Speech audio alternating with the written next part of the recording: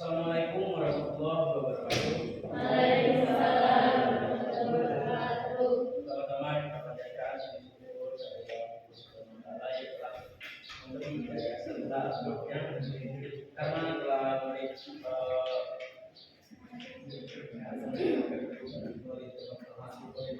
kesehatan pada kita semua, sehingga kita dapat berkumpul di kelas 12 seperti ini.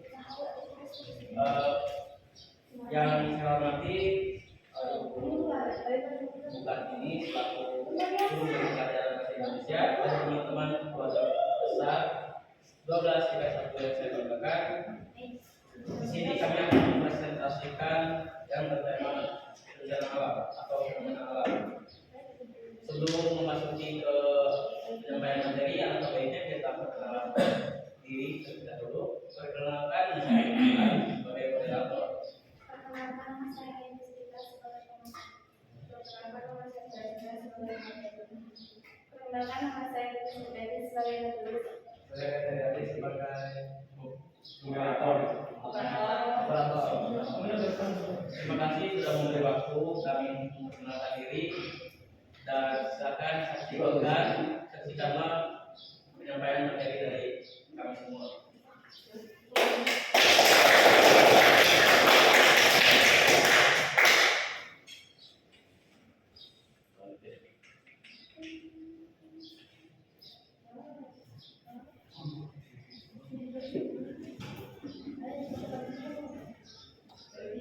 Definisi teks editorial.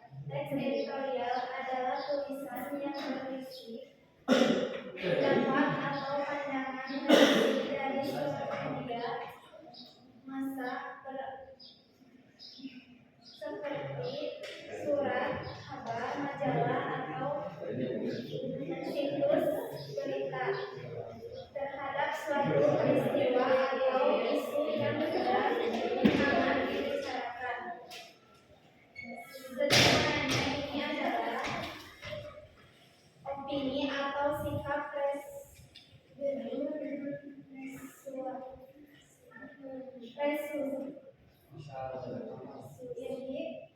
media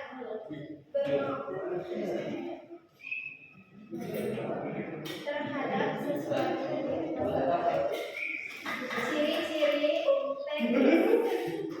Ciri-ciri teks editorial: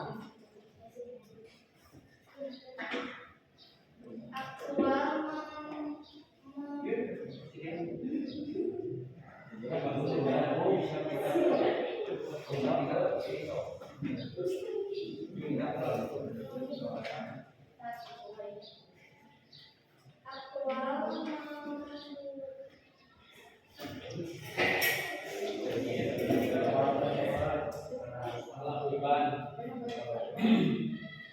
melakukan isu yang sedang terjadi saat ini, objektif, meskipun berisi opini, tetap didukung oleh fakta dan data yang argumentatif, menampilkan argumen yang kuat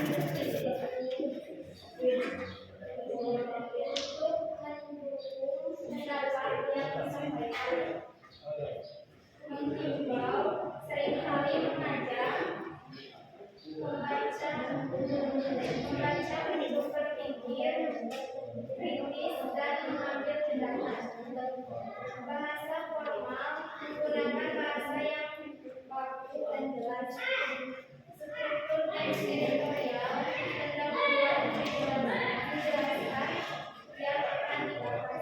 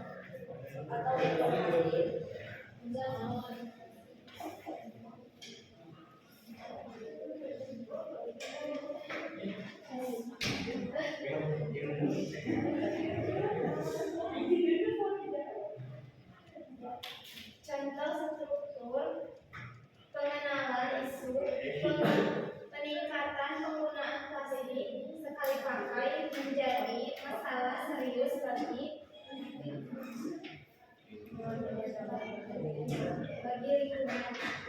Argumentasi plastik sekali pakai sulit terurai dan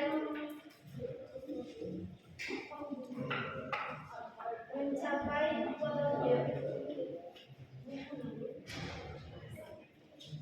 mencemari laut. Pemerintah perlu mengeluarkan kebijakan yang lebih tegas untuk mengurangi penanggulangan plastik.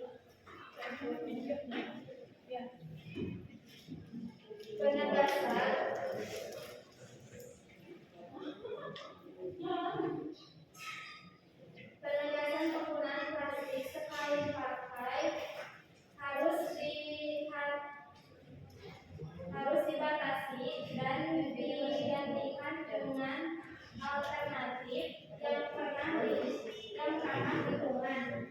Masyarakat juga perlu mengubah pola konsumsi untuk mengurangi sampah plastik. Ingin tahu lebih lanjut? Contoh teks editorial cari tahu.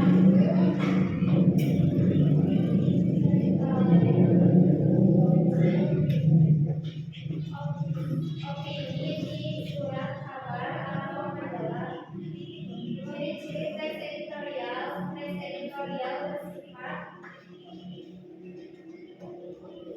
faktual, objektif dan dokumentatif.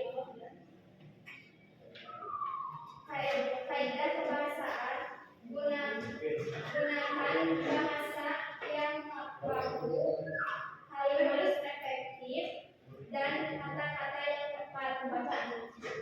Butuh bantuan lain.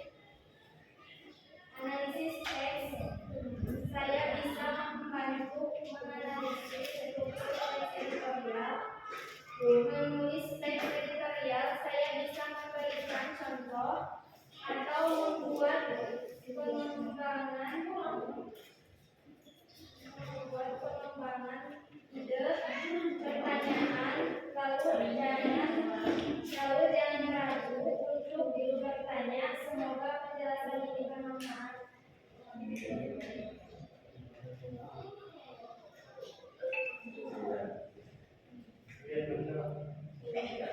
Fakta dan opini dari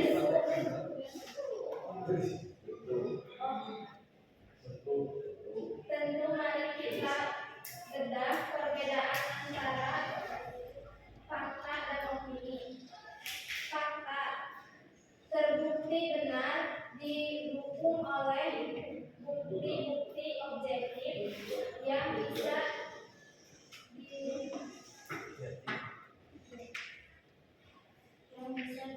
diverifikasi, universal, berlaku untuk semua orang, tidak tergantung pada perasaan atau keyakinan.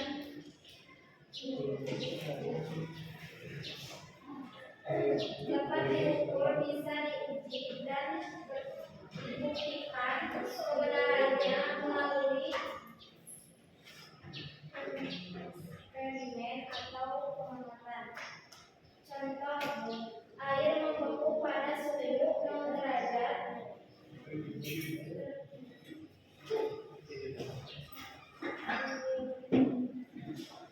Bumi berputar mengelilingi matahari. Jakarta adalah ibu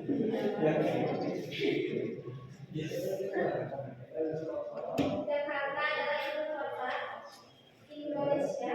Opini, pertanyaan pribadi berdasarkan perasaan, keyakinan atau pendapat setiap orang. Sugesti, berbeda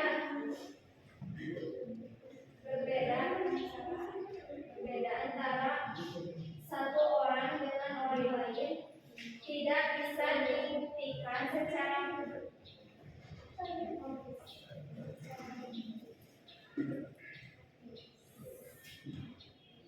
tidak ada bukti pasti yang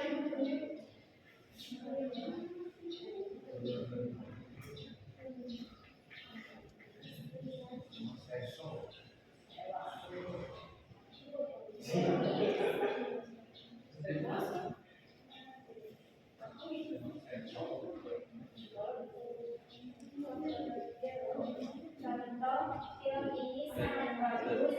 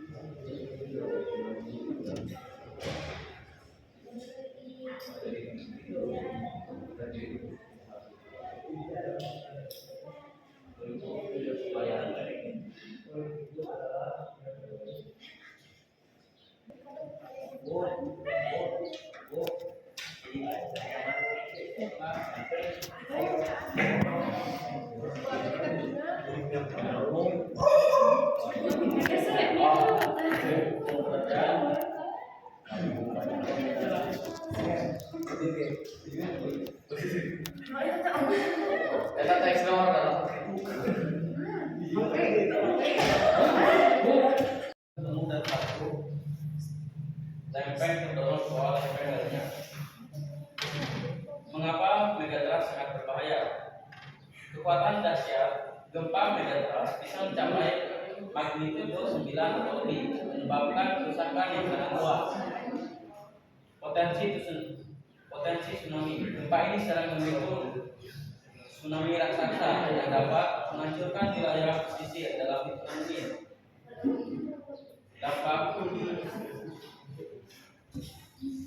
Dampak luas. Selain kerusakan fisik, gempa megatrust juga bisa menyebabkan korban jiwa massal. Beberapa zona megatrust yang perlu diwaspadai di Indonesia antara lain: 1. Megatrust Sunda membentang dari Sumatera hingga Jawa. Megatrust Mentawai terletak di lepas pantai barat Sumatera. Mitigasi bencana. Mengurangi dampak buruk gempa megatrust, kita perlu meningkatkan kesadaran masyarakat harus memainkan risiko gempa dan tsunami. membangun infrastruktur tahan gempa. Bangunan dan infrastruktur perlu dilakukan gempa. Sistem peringatan dini tsunami harus ditingkatkan. Simulasi evakuasi, latihan evakuasi secara berkala sangat penting. Jika Anda ingin mencari informasi lebih detail tentang gempa megatrust, Anda bisa mengunjungi situs resmi seperti BMKG, Badan Meteorologi, Klimatologi dan Geofisika, dan BPBD, Badan Penanggulangan Bencana Daerah. Lanjut.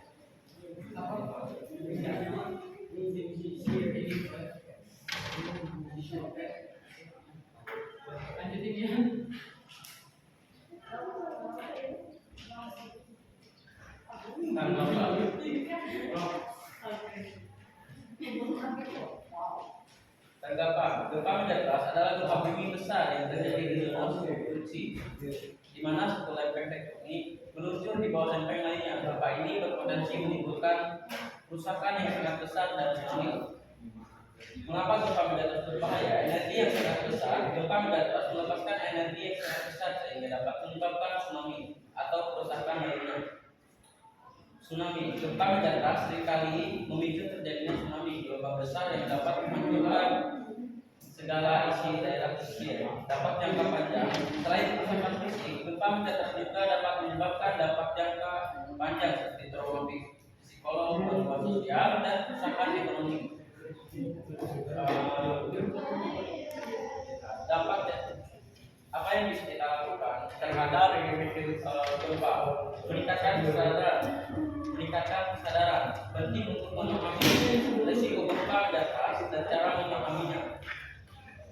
Membuat rencana evakuasi. Setiap keluarga dan komunitas perlu memiliki rencana evakuasi yang jelas dan teratur. Membangun bangunan tahan gempa dan sistem peringatan dini penting untuk diingat. Gempa megatrust tidak dapat diprediksi dengan tepat. Kita tidak dapat mengetahui kapan dan di mana gempa megatrust akan terjadi. Kesiapsiagaan adalah kunci. Dengan bersiap-siap, kita dapat mengurangi dampak negatif dari gempa megatrust.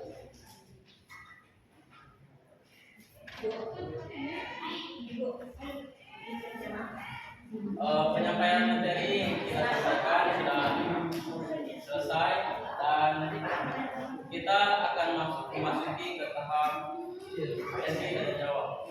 Silakan yang ingin bertanya dari kelompok dan perwakilan masing-masing kelompok.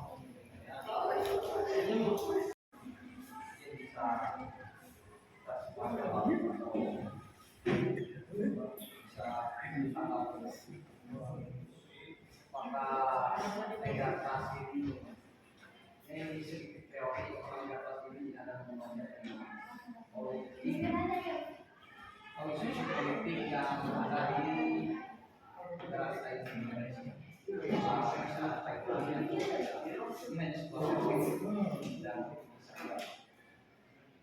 Dan yang bisa melakukan tanggapan kalau ada demokrasi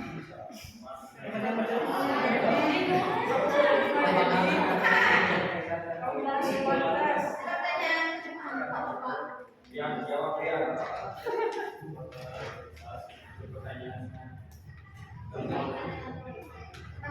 Artinya apakah megatrust ini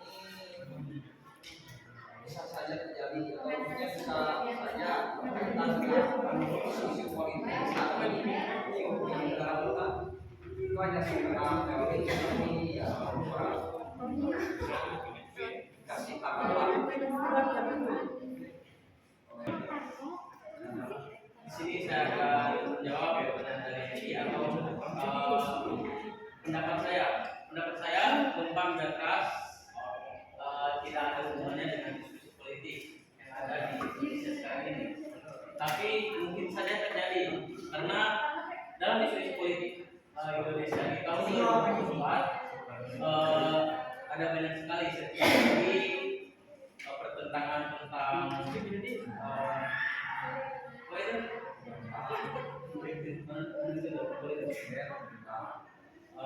pilkada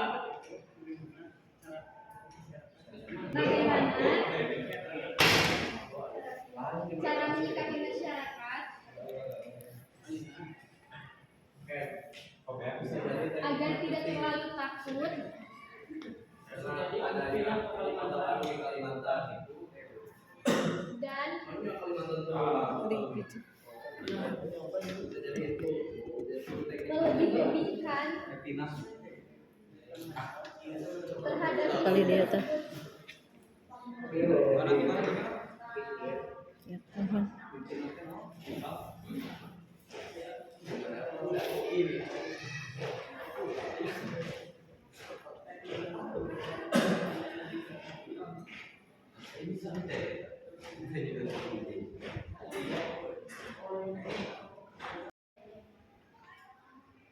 Pertama, kembali ke lingkungan kamu. Kedua, lakukan apa yang kamu sukai. Dan ketiga, lakukan hal yang baru.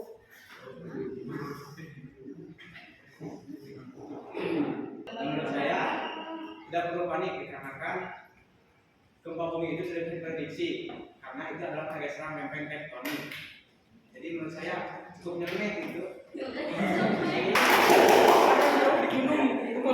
Karena saya bisa menjawab soalnya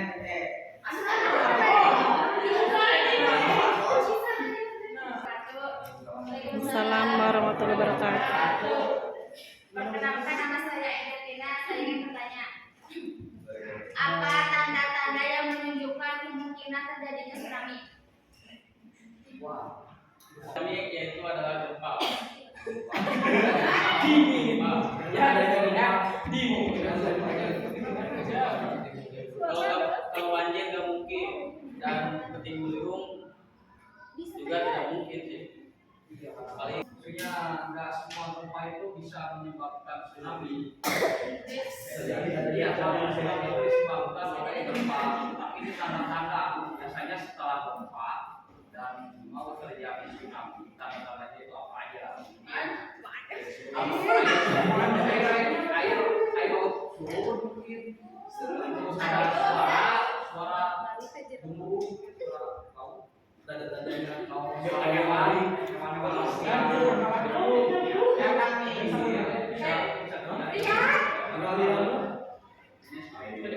Benar, Pak Hendi?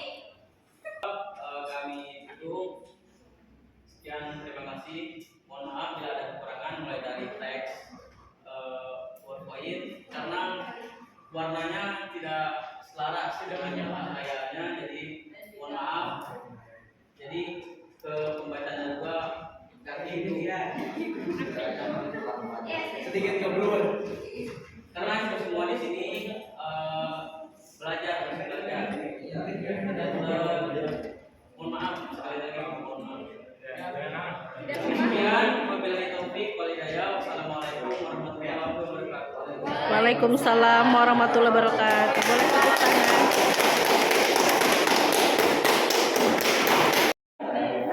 Baik, kelompok pasnya penampilan kedua sudah selesai mempresentasikan. Hanya waktunya tersisa 10 menit lagi. Mungkin untuk kelompok 3 ada 3 lanjut di pertemuan berikutnya ya. Iya. Nah, kita refleksi dari penampilan kelompok 4 untuk prosedur sudah sesuai ya. Sudah sesuai, jadi urutannya dari awal pembukaan, kemudian menyampaikan materi, setelah perkenalan menyampaikan materi dan sesi tanya jawab berikut dengan kesimpulan. Kemudian tadi kendalanya di huruf terlalu kecil, susah untuk baca dan disampaikan ke teman-teman.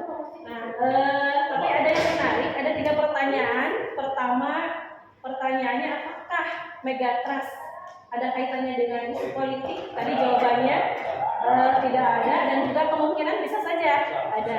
Kemarin banyak seliweran di media sosial, terutama TikTok, ada generasi muda atau generasi Z, milenial, berkomentar bahwa apakah Megatrust yang digembar-gemborkan sekarang adalah sebuah politik.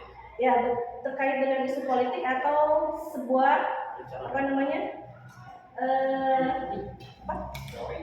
teori konspirasi ya, teori konspirasi. Jadi tahun 2024 kemarin pertama kali dikibarkan bendera merah putih di IKN. Jadi ibu kota negara Indonesia berpindah dari Jakarta ke IKN. Di mana? Di Kalimantan. Nah, jadi isu politik tersebut pemerintah memberikan strategi agar pulau yang sekarang padat oleh penduduk, terutama Jawa dan Sumatera, berpindah secara sukarela ke IKN. Karena IKN di sebuah pulau yang besar tetapi masih kosong, masih sedikit penduduknya. Itu bisa juga dijadikan sebuah teori konspirasi, ditakut-takuti dengan isu megatrust. Silahkan pindah karena yang terjadi lempeng yang patahan lempeng itu ada sesar lempeng, ada apa ya? Letaknya ternyata ada di Pulau Jawa dan Pulau Sumatera, sedangkan Pulau Kalimantan aman katanya. Nah itu bisa jadi sebuah teori konspirasi. Tetapi karena ini penemuan dari BMKG, kita harus waspada juga. Tetap gempa bumi itu tidak bisa diprediksi. Jadi ketika BMKG sudah menetapkan akan terjadi megatrust, kita sebagai manusia hanya harus waspada dan berhati-hati. Dan ini tadi nyambung dengan pertanyaan ini. Bagaimana masyarakat menanggapi hal tersebut agar tidak cemas? Ya, kita yang pertama waspada. Dan sekarang kan sudah ada jalur evakuasi, katanya itu berarti salah satu upaya agar kita waspada. Nanti ketika terjadi, bisa saja terjadi walaupun misalnya tidak digembur-gemburkan, ternyata Tuhan berkehendak untuk harus ada bencana seperti itu, kita sudah siap sedia. Dan kemudian yang kedua, ya harus mendekatkan diri kepada Allah SWT. Kita sebagai orang Muslim jangan lupa berdoa dan menyerahkan diri. Jadi kita ridho kapanpun diambil nyawa kita sudah ikhlas. Itu jadi hanya Tuhan yang memiliki nyawa dan tubuh kita. Nah itu jadi kita manusia di muka bumi ini tidak ada artinya apa-apa. Semisal kalau ibaratkan butiran debu, tidak berarti apapun. Sholat, puasa, ibadah-ibadah yang lain, sedekah, apakah Tuhan butuh dari ibadah kita?